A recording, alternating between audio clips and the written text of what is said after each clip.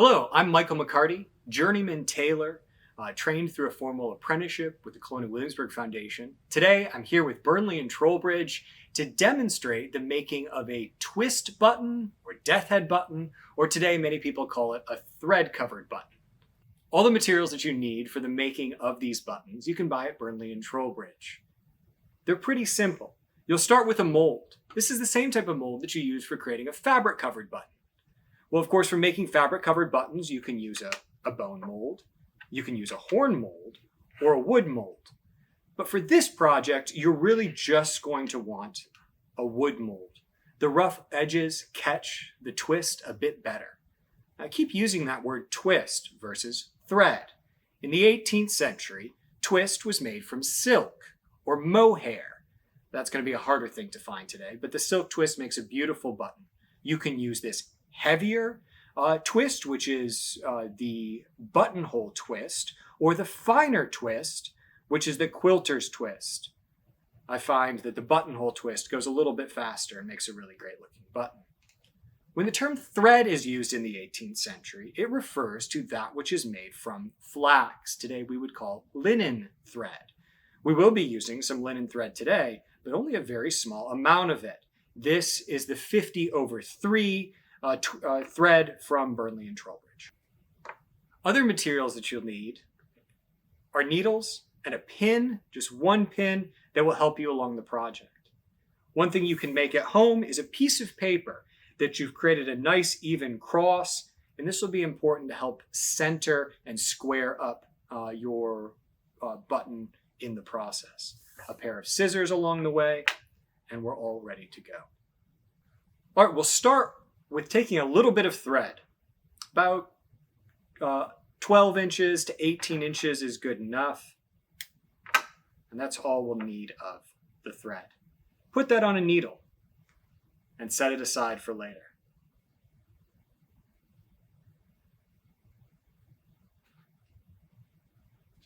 Now choose your twist. I'm going to go with this red buttonhole twist. Leave it on the card. You're not going to cut it off there for quite a while. And put that through the end of another needle.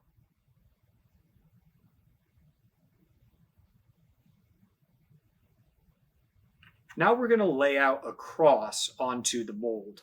I do that by bringing it up through the hole and bring about maybe a little more than a foot of twist through there. Still leave the rest of your twist attached to the card. Leave that free below. And then by continuing to come up through the hole, create a cross with the twist.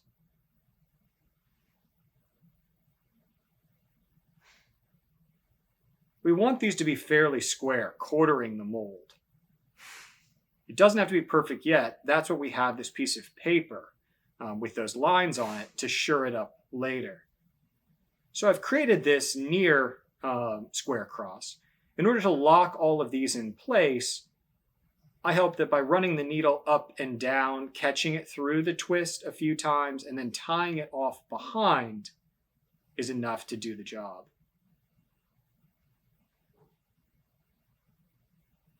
It's a good place to use all your fingers here on the mold, especially your index finger and your thumb and your non-dominant hand, which pinches the mold in the twist, holding it all in place.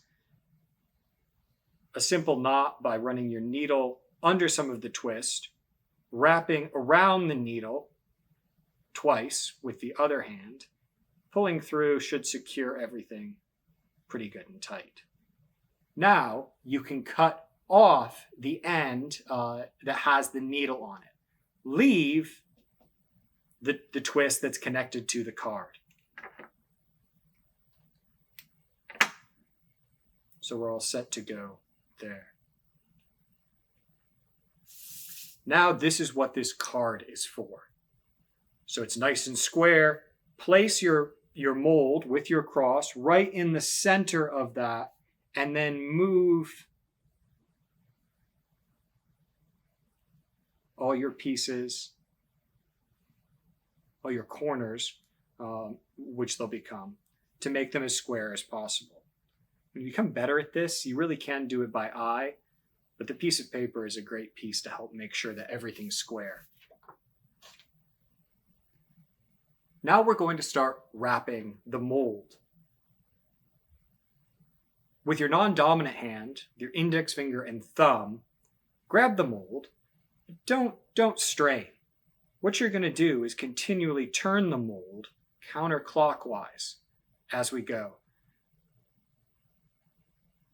With the twist in your dominant hand, you're going to start in one of your points here. We'll call it a corner. We're going to wrap from the bottom up away to the other point. The mold is turned, and the twist from underneath is brought across the back, straight down, and you repeat again. This takes some practice to get used to. Once again, it's coming straight across the back. You're creating a box. You can see why I called those points corners.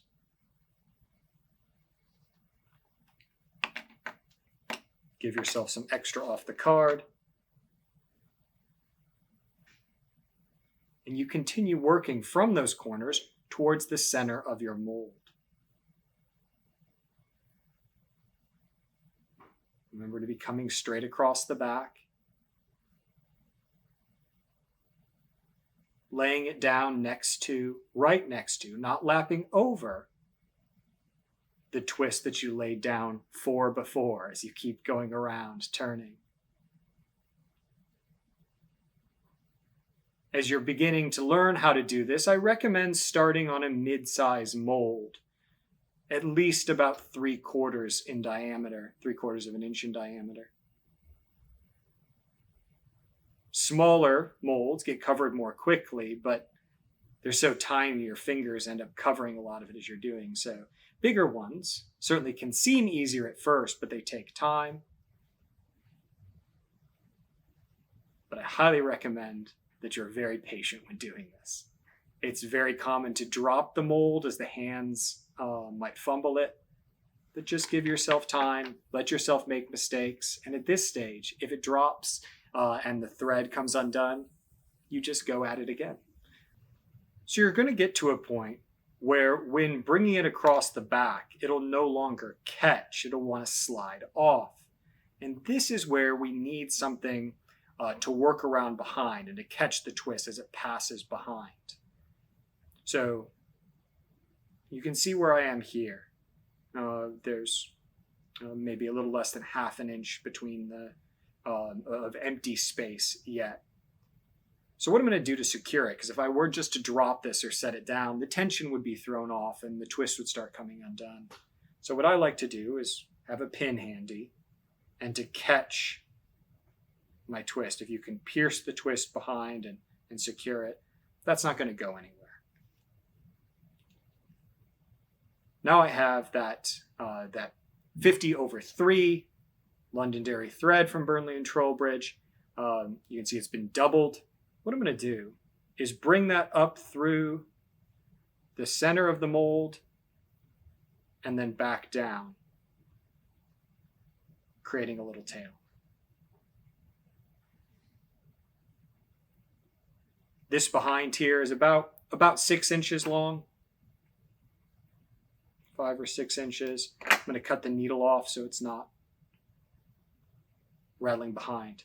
And this is where it takes a little bit of practice, a lot of bit of practice. I've made many of these. So give yourself time. If your hands are cramping, take a break. But what I do here is I take this thread behind. I put it on my 3 lower fingers. My index finger and my middle finger will trap the thread, and then my thumb on top to hold the button. I'm going to continue turning the button, but as I do, I want this thread to be coming straight out the bottom of that mold. And it needs to be kept somewhat tight, so maybe you'll control some of that tension there by catching the thread in between your fingers. This is going to allow, as we turn the mold and wrap with the twist behind, for that twist to behind, instead of to slip off the mold, it will catch around that thread there. There are some images of the period that show this being done on a small, narrow dowel. Yet in the original molds, original buttons that I've examined, don't show any evidence of this being done. They show this cord. Both can be done. This is the way that I do it. So you'll find behind as to where the last corner that you wrapped, which is this corner here. So I'll put that down at the bottom and continue going all the way till the sides meet. And with one final wrap, we've covered the mold. I think it looks pretty good now, but once again, if I were to drop this, it would come undone. So I'll flip the button over. You can see how it's wrapped around that linen cord that we created. The next step, grab your pin again, put it through your twist to hold it in place. Shouldn't go anywhere now. Now we're going to cut some twist off the card. Give yourself about 20 inches of thread.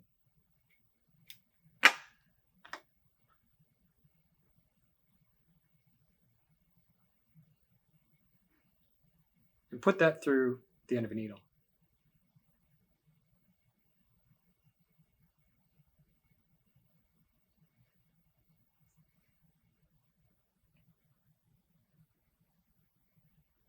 When you're ready to go, grab your twist again in your hand to secure it, pull the pin,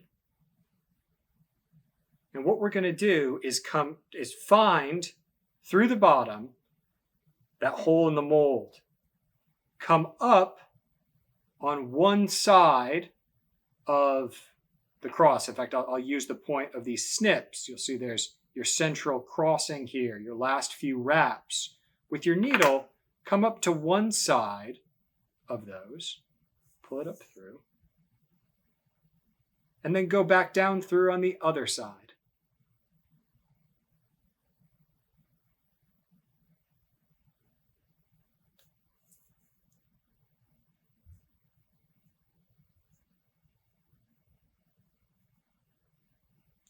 The twist is knotted on me, it's okay, just pull it out. There we go.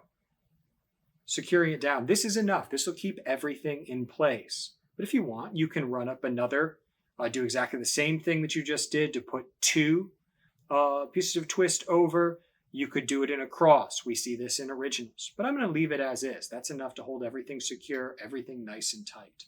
Now flip your mold over. With your twist here, we're going to bind together everything you see here to keep it in place. We do that by working the needle underneath this bundle here of twist.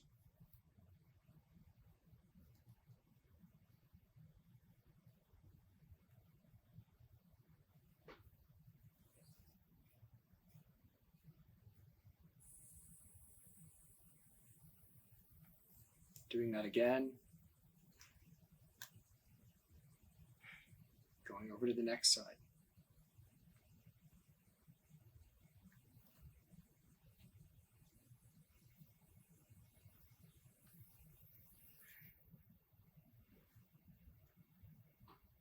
All the way around those four bundles.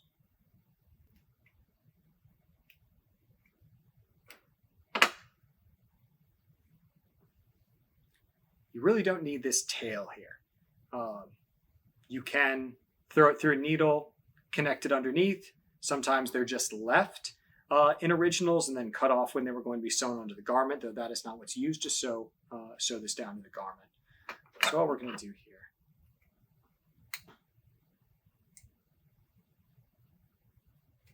Let's cut that right off. It's all set together. To sew this down to the garment, you'd sew through the bundled twist here and sew that right down to the garment. It's a very decorative and functional button. Make sure to take time with this. Give yourself time. Rest your hands. It takes lots of practice to make them easy and quick, as I know how. I've made dozens upon dozens of these. And if you plan on making for a coat, you'll be making dozens and dozens as well. Thanks for joining today. If you liked this and would like to learn more about 18th century sewing projects, subscribe here on YouTube to the Burnley and Trowbridge page. That way you'll keep up to date on when they post new videos. Thanks again for joining us. I'm Michael McCarty. Have a great day.